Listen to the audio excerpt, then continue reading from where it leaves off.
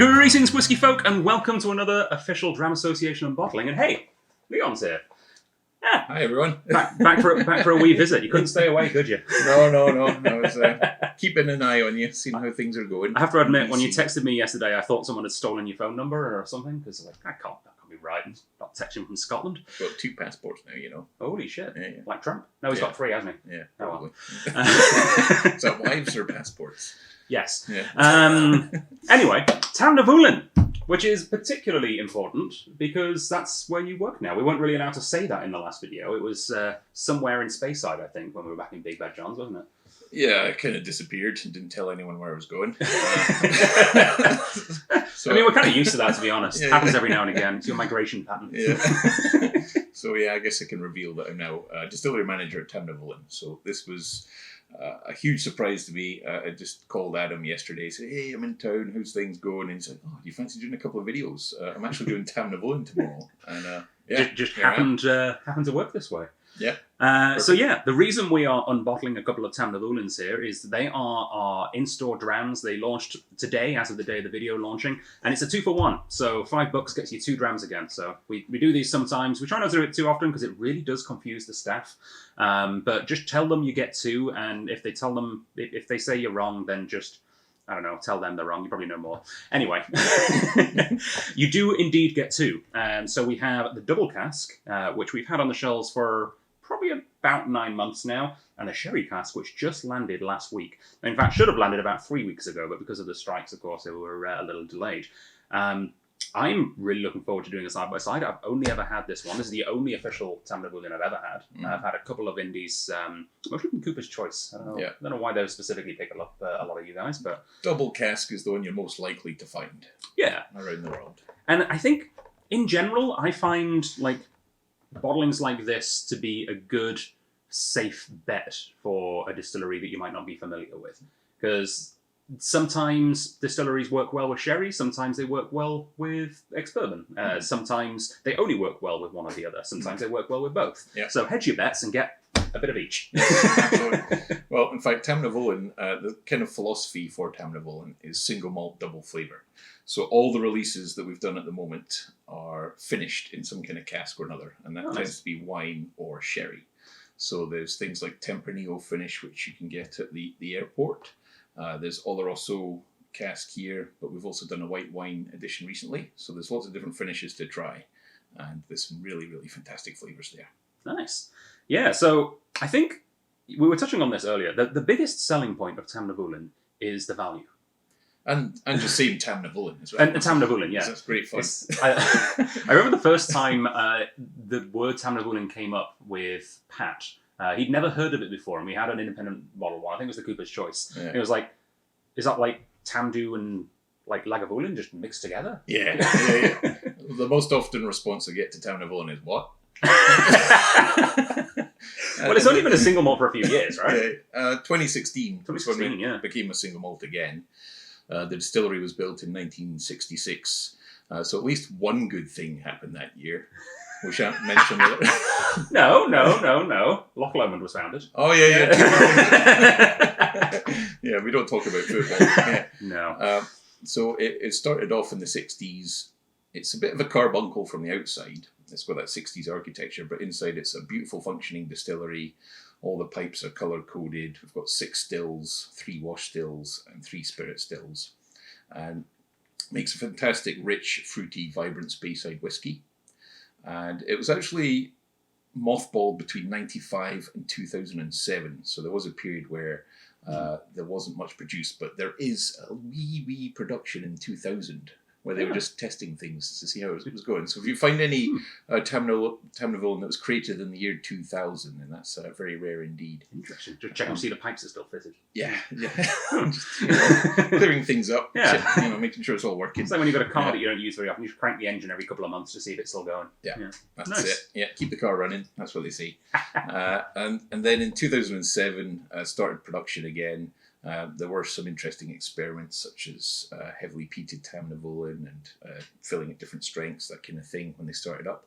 But they've settled down into regular production now, and it's 4.2 million litres a year of pure alcohol that we're making. So Jesus. We're making a lot of whiskey. And just so people at home aren't confused or worried, they don't actually make pure alcohol. That's just how it's measured. Yeah. Yeah, you're not making like 100 proof, 200 proof. Yeah, it's just how we account for alcohol in Scotland. We're not really interested in the water. We're just interested in the alcohol. So we just measure the alcohol, really. Yeah. But it's a fantastic team at Tamnavulin. There's 12 of us in total. I'm the distillery manager. Sam Douglas is the distiller. And then we have 8 distillery operators and 2 warehouse operators. We've got 2 warehouses on site, which is about 38,000 casks. And then a majority of the spirit gets tankered away to Invergordon and filled there, where they have over 1 million casks on site. And it's all part of the White and Mackay group. So you've got Tamnavulin, Jura, Dalmore and Fettercairn as the single malts. And then Invergordon is the big green distillery. Nice. Yeah. What's the blend that you guys White and Mackay. White and Mackay, of course. Well, it's in the name, isn't it? Yeah. Do you have any secondary market blends, or is it just the primary? There are a few private label things as well. So if you find Ben Vracken, that's a great name, isn't it? Yeah. Or Ben Bracken, maybe. It's Vracken or Bracken. But it's the little private label. That's Tamnavulin. Nice. Yeah. So little by little. Yeah, little by little. And it's a really cheap way to find a good single malt. You could pick up a bottle for about £18. Okay. It does seem like supermarkets are a prime place to find most things in your portfolio. Yeah. But Tamnavulin especially. Well, the way they've configured the distillery, so Dalmore is the sort of jewel in the crown. That's the main profit engine. It's the high margin product. It's the one that you're most likely to see Richard Pattison throwing around the blending lab, or Greg Glass even. I love the official Android GIF keyboard actually has a Pattison throwing the whiskey down GIF. All right, Yeah, okay. Yeah, it's pretty. You've made it, Richard, when you're on the GIF keyboard. Yeah. That's probably about 70% of the total profits for White Mackay is the Dalmore, and then you've got the Jura, which is kind of selling the people of the island. It's all about island malt and community, that kind of thing. Fettercairn is more your kind of farmers' dram, so that they're teaming up with 200 farmers from the east coast of Scotland. And doing lots of great things that whiskey geeks would appreciate. And then Tamnavulin is more positioned as your great liquid, great presentation, and great price dram. So this stuff is just flying off the shelves in UK supermarkets. You can pick up a bottle for about £22. So all the promotion budget, marketing budget is pretty much put towards making it as good value as possible for consumers. I believe when I was in the UK about 3 months ago, the first place I went to, not the first place. The first place was the pub. The second place I went to was Morrison's, because Kristen's first time in the UK, she really wanted to see a British supermarket to see how weird everything was and how cheap everything was. Yeah. Compared to here, British people still think it's incredibly expensive over there, and in fairness, inflation, prices have gone up, but I could still get a cucumber for 35p. Yeah. $4 here. Yeah. You get a lump of cheese for £1 or £2. It's wild. Yeah. And Tamnavulin, it was on special. It was manager's special. It was £20 a bottle, and they had 3 or 4 different types. It was disturbing. Yeah. And we're not quite £20 a bottle over here, because it costs money to take things across the world. Funny that. Yeah. Plus it's BC, so bring cash. Of course. Yeah. But it's still, I think, $60. Which means with the 10% off, it's $55. Yeah. Which is wild. That's I think that's Johnny Walker Green Label kind of pricing. I think it's cheaper than Green Label. Mm-hmm. Yeah. I think Green Label's probably 75 plus tax. Yeah, I think it probably is, Which is, that's wild. And this is 73 including tax, and that's, 77 including tax? Something like that. Before I think discount. So, yeah. So... Yeah, so about 65 plus, that makes sense. So it's one of those drams that's trying to lure people into the single malt category. It's accessible, easy drinking. Speaking of luring people in, this is a very alluring colour. It's even though there's just a little stripe and the little text and a little circle, it stands out on the shelf so incredibly well. It's the wildest thing. It's I don't know why people aren't using this colour more. That is our signature colour. It's awesome. Yeah, it's teal. Yeah, it's a beautiful teal. Yeah. I want an official Tamnavulin t-shirt in that colour. Yeah. That's what I want. Yeah. Well, when I get the visitor when I get the visitor centre at Tamnavulin open in a couple of years' time, I'll bear that in mind. We'll do a teal hoodie for just for me. Beauty. So, which one would you recommend first? Double cask. Double cask. All right, let's do it. So, distilled, matured, and bottled in Scotland. That's always important to note because sometimes it's not. Well, we can Sometimes guarantee it is. That's good. In fact, all our barley comes from Scotland as well. So Oh, we cool. use Baird's and Bort and Crisp. So 3 maltsters, and they're primarily sourcing malt from between Inverness and Aberdeen. But it is 100% Scottish. Sometimes we'll go down as far as Arbroath down there, or Pincaitlin just outside Edinburgh. But all the malted barley comes from Scotland. Nice. Scottish barley, Scottish water, Scottish people. It's Yeah. all very Scottish. Yeah. Set on the banks of the Corrie stream and the River Livet. Yes. We draw our water from the underground springs in the Easterton Hills, formed by snowmelt from the surrounding mountains. Yeah.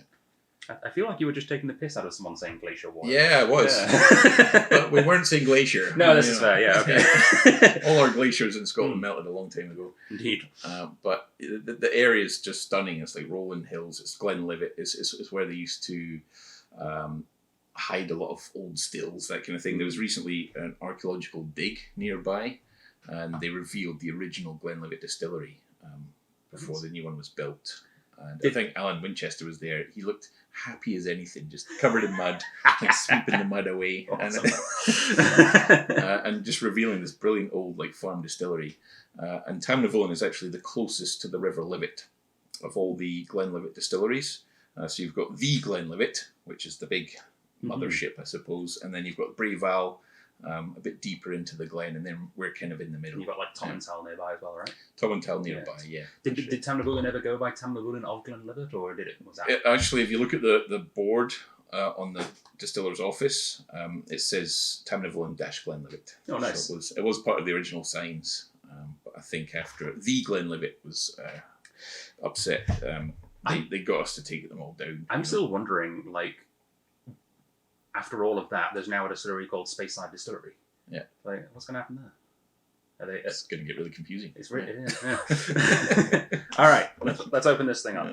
So, any more information on the sides? It's on the southern edge of Speyside in the foothills of the Cairngorm Mountains. That's Lovely. right, yeah. We're actually part of 2 national parks. Well, we've got Cairngorm National Park, so we're within that, and also a Dark Sky Park as well.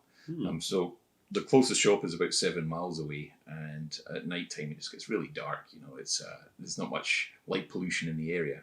And there was recently pictures of the Aurora Borealis from the Murray Coast and around there. So it's a fantastic spot for viewing stars, the Milky Way, all those wonderful astronomical events. That's cool. Yeah. And that's Lydia's kind of involved in that side of things, isn't it? Yeah. Yeah. She was also doing research on the mill part of it. So Tamnavulin means hill on the mill. Vulin means mill, and Tamna must be hill, Cool. hillock, something like that. So the first recording of a mill in that area was about 1761. And they would have had an old water wheel for the Altnacorrie burn there. Well, it's funny how distilleries and mills kind of go hand in hand, because they kind of popped up in the same sort of era and used a lot of the same resources. Yeah. Because I grew up in Derbyshire, and we'd have the original Arkwright cotton mills in the area as well, because that's where it's from. Yeah. So like going up and seeing like Deanston is an old Arkwright mill. A surprisingly large amount of distilleries are like built either from a mill or where a mill used to be. Yeah. I mean, wherever there's grist to the mill, you're going to have whiskey or flour nearby. Yeah. So, yeah. All right, let's finally actually open this thing. Yeah. I need less air in my glass, Adam. I can help with that. I can. I promise. Although my thumbnails aren't long enough. Yeah, I made the mistake of cutting mine as well. All right, that's a good pop. Good pop. Yep. Nice cork. Once you pop, you can't stop. It's a bit like Pringles. Pringles. Yeah. The Pringles of the whiskey world. All right. I've never tasted Tamnavulin in a foreign country before. Yeah? I'm excited. Interesting. Yeah. It feels like a foreign country again now. Yeah. You've only got a couple of months. Oh, that's very inviting, isn't it? Yeah. So one of the things we have to do is come up with the official nickname for this one based on the tasting notes, a la sort of SNWS style. Mm-hmm. What, like tennis balls and... Yeah, tennis balls on fire floating in the firth. Yeah. That... Very, like real marzipan. Like the kind of craft marzipan you buy in a chocolate store, not like the shit you get on a $2 Christmas The cake. marzipan you get at Christmas, or like the Yeah, more kind of. like amaretto kind of thing. No, pop, actually. Amaretto is a great call. Yeah, it's definitely got that almondy nuttiness on the nose. The new make spirit for Tamnavulin is quite sulphury and meaty. Worm tubs? Not worm tubs. We've got shell and tube condensers, but we used to have much taller spirit stills, and then in 2009 they wanted to create a richer spirit, a more sulphury spirit, so they created the smaller, stumpier spirit stills that we use today. So I think that gives it a little bit of sulphur character, but over time that gives it that nice, vibrant, fruity freshness after maturation. Nice. And I feel like this is one of those things where if it wasn't, they would advertise it, but I assume double distill? Not triple or partial triple or anything? Just straight double distill? Double distill. Yeah. We're not doing any weird Auchentoshan stuff. Auchentoshan's not that weird. Mortlock, that's where the weirdness happens. Yeah. Well, that's just up the road from me at Dufton. Oh, yeah? The Mortlock Distillery. And they got the wee witchy up there and a hugely complex distilling system. Ooh. That's good. That tastes like a deep fried crunchy. Mm-hmm. It's one of my favourite things to get the fish and chip shops to deep fry in Edinburgh. Because it melts in the middle and then you pull it apart and it like solidifies again as it hits the air and you get like a sword of honeycomb. Yeah. It's great. So like the crunchy bar, that honeycomb in the middle. Yeah. That kind of thing. Exactly. Which I think is called sponge toffee, technically. Sponge toffee. It's the best kind of sponge bath. Well, maybe not the best. So this is the fastest growing single malt in the UK at the moment. Nice. Number one in Sweden. Just flying off the shelves. I think the pandemic actually helped Tamnavulin in a way, because we were focusing on that kind of supermarket, eye-level shelf space, and just making it as good value as possible, and that just seems to work really well, especially with people drinking at home more during the pandemic. And as we well know at the Strath, people during the pandemic were much more likely to shop at the big chain stores and the supermarkets than the small little crafty weird stores like us. Yeah. So yeah, being in those spots is probably very helpful. Yeah, for sure. Nice. That's very pleasant. Yeah. And it's one of those whiskies that, like, I've got to address the elephant in the room. It's 40%. It's potentially coloured and chill filtered, I assume. But that's not a bad thing necessarily. Like, there's a time and a place for every style of whiskey. And if you're going to have this style of whiskey, which is, let's face it, outsells the other by a large quantity, a lot more 40% chill filtered coloured whiskey is sold around the globe than the opposite. I think this is a fantastic version of that style of whiskey. Yeah. No, it's a good, easy sipper. Just if you want a sessionable whiskey on a nice summer's day or something like that, then you can't go wrong with Tamnavulin. And if you're having a big party and you don't want to spend a lot of money on whiskey, then this will allow you to buy a couple of bottles at a reasonable price and still have a fantastic product for everyone to enjoy. And much like the big thing that's the craze here with the the vodka sodas in the can, this product is ready to drink. You don't have to do anything to enjoy it. Just put it in your mouth. Yeah, it's a picnic bottle. You can just pick this up at the supermarket on the way to a picnic and just go. Yeah. Drink it out of the bottle if you like. Yeah, fuck it. Skip the dishes. Yeah. Or like it would work well in a hip flask as well, right? Yeah. You don't need to sit there and be studious about it. You don't need to carefully add one drop of water at the time. It's just ready to go, ready to enjoy. Yeah. And if you want to experiment with whiskey, it's a good one to experiment with because you're not risking like a $150 bottle. Yeah. There's Pat's. I don't know if he still does, but he used to make those Christmas puddings where you soak the whiskey into the cake for months on end. It'd be great for that. Yeah. It's a multi-purpose. Today's the day when Liz Truss has taken the reins of Westminster, and her first job is the cost of living crisis. So in a time when everyone's getting squeezed in terms of high inflation, they're talking about up to 18% in the UK next year. They're talking about energy bills reaching £6,000 a year.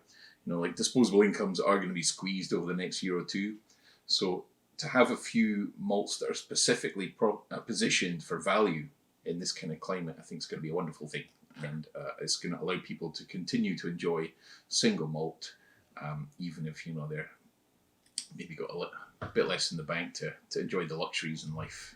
And it means that we've got choice now. It's the big thing with like whiskey clubs like ours and people who are really into whiskey. I think a lot of people who are trying to sell whiskey don't realise that it's important to get people to try this style of whiskey who aren't necessarily going to buy it themselves. Because if you're known as the whiskey-loving person in your place of work or in your family, you're going to be the person everyone goes to for advice on what to buy. Yeah. And if you're asked, oh, what sort of really easy-to-drink whiskey around $60 can I get? Single cask or bag. Yeah, it's not it's not going to happen, is it? But if you've got something like this up your sleeve to say, like, oh, actually, you should try this Tamnavulin. Like, I don't want to, you know, name competitors necessarily, but there's a lot of really household brands in this sort of price bracket-ish that this would be an absolutely fantastic alternative to. Yeah.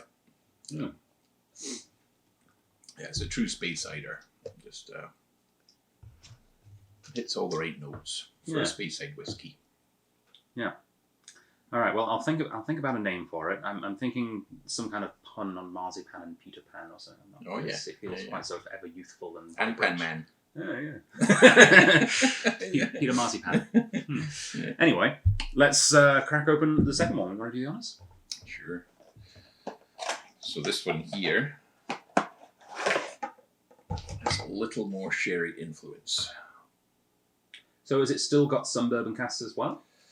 Yeah, it's all starts off in bourbon. Oh, okay. Cool. Yeah, and then it'll be finished off in this case Oloroso sherry for a couple of years. It's not an age statement, so they don't tell you exact years or anything. Do you want to drain your glass, or you put a second one? New one now. New glass for every whiskey. Don't have a dishwasher, but it's how I enjoy my podcasts: is cleaning Glencairns. Listen to whiskey cast while cleaning Glencairns. It's great. And for all you fans out there, you should see this setup now that Adam's created in his home. He's basically turned it into a studio, and it's absolutely wonderful. So, good job, Adam. Why, thank you. Yeah. Hopefully the lighting is. You're bringing professionalism to the whiskey community in BC, and I'm sure your efforts are going noticed. So there's one problem though that I've yet to fix, and I mean, in general I'm pro EU, but there's one EU thing that I hate. What's that? That's that this camera, because it's specifically a video camera, has been restricted to only half an hour recording at a time. So in about 6.5 minutes, I'm going to have to take a quick pause and start again. Otherwise, it'll just stop recording. Because there's higher tax on video cameras in Europe than there is on regular cameras. So they restrict the amount of time you can record on a regular camera. That's bizarre, isn't it? Really annoying. Damn you, EU. Maybe Brexit wasn't so bad after all. I know, right? I'll go on a Ralphie-style rant about it. Slancher. All right. Brand new on the shelf. Never tried this one before. Oh, yeah. A bit more dark fruit going on there, right? Yeah. Slight hint of sort of peppery molasses. Yeah, it's more your dried fruits, this one. Yeah. Oh, yeah. That's really good. Mm-hmm. That is... I can't think of a not heavily, but like a medium-ish sort of sherry-influenced single malt in this price bracket that this would be a good alternative for. I think this is kind of the strong alternative to things that are $20, $30 more than it, which is a pretty good sign. Well, one comment that we sometimes get when people try it for the first time is like it tastes a little bit like old Macallan. Okay, nice. Yeah. And we're not too far from there, you know, we're just down the road from the likes of Glenfarclas, Macallan, Mortlake. You know what? That's actually quite spot on. Yeah. That's weird. Yeah. Huh.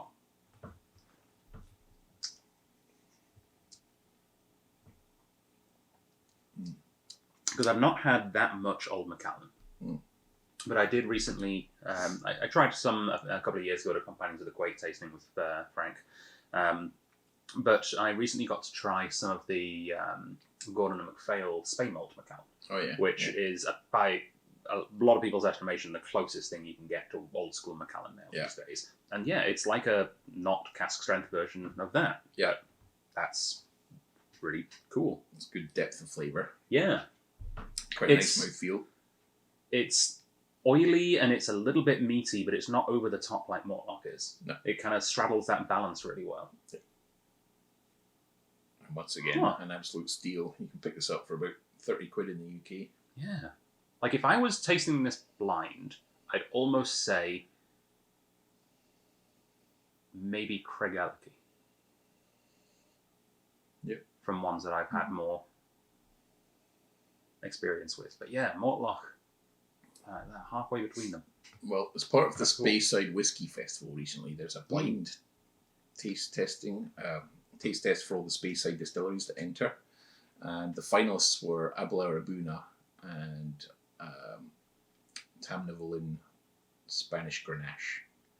Cool. And it came down to us, the last two, and we won. Nice. So yeah, Hey. on a blind tasting. So we got like best, I think it was best Speyside whiskey under 12 years or non-age statement, whatever it was. That category there. So yeah, it's a good achievement. Congratulations. All right. I wasn't there then, so I arrived just after. So you have to congratulate the former people. But I don't know the former people. That's all right. You can congratulate my Tory. Congratulate Sam Douglas. She'll take the credit for that one. Yeah. All right. So we're at that point where I've got to pause and restart because thanks to you. So here's a lovely picture of the Tamnavulin Distillery. And we're back. Lovely. Now, one thing they didn't tell me before I took this job was that sheep are literally awake all night. They don't stop bleating. I thought sheep would go to sleep after about 10 o'clock or whenever it gets dark, but no. Apparently they're up all night. But at least you can like count them, so you can it's like real life sheep counting. Yeah.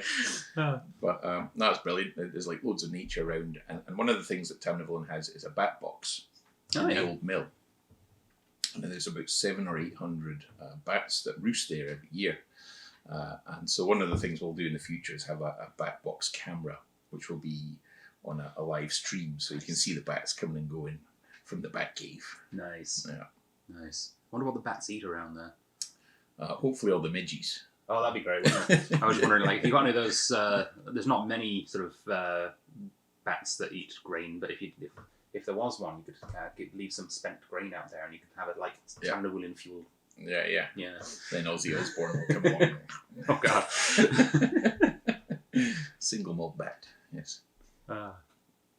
Also, the neighbour, Dean, he's got a big dog, a big Burmese. Nice. So we've got like a good mix of nature in the area. Do you have any mouses? The cats? No cats. No distillery cats? No. Oh, you need to put that to rights. There's a couple of feral ones that roam around the site, so they take care of most things. But none in the distillery itself. Where was it? There was a distillery, I feel like it was maybe New Zealand, that instead of a distillery cat, they got like a ferret to do the mousing. That's a great idea. All right. A little ferret running around the casks, so you can like weave in between them. It's a bit like the Big Lebowski, chuck it into the room. Yeah. That's really good. Mm-hmm. Yeah.